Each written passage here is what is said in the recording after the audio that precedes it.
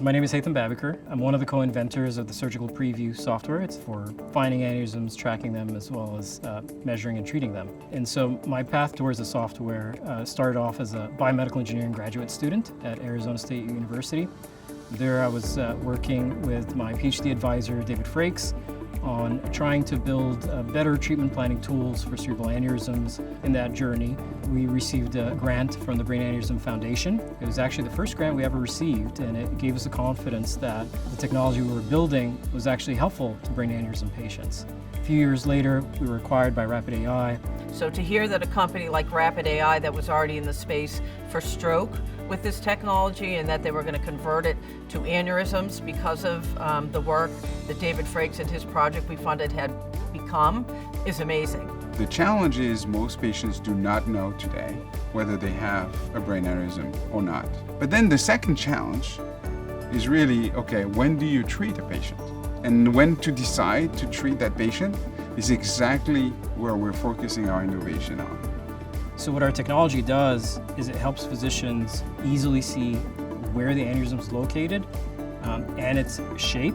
And so it allows them to consistently and accurately track the growth of the aneurysm. So all of these things put together are helping physicians today use our software to identify aneurysms, to manage them over time, as well as to treat them.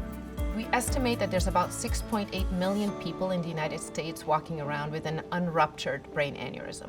That's about 1 in 50 people. About 30,000 people have a ruptured aneurysm. That's about 1 every 18 minutes. Think about that.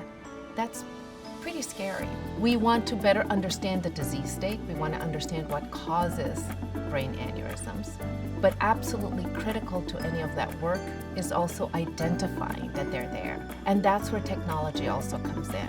I think the next step for AI is being predictive. Maybe you can take into account age factors, lifestyle factors, and predict those who might be at greater risk for aneurysm, as well as once you diagnose the aneurysm, being able to take in all the different measurements and the factors involved and be able to predict who's at greater risk for rupture.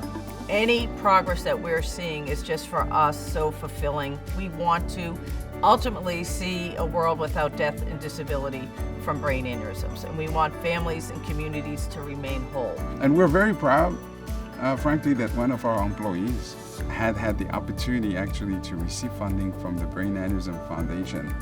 And that has resulted in a breakthrough product, which shows again that the impact of the Brain Aneurysm Foundation is very real. So I think research or early funding in the space is vital.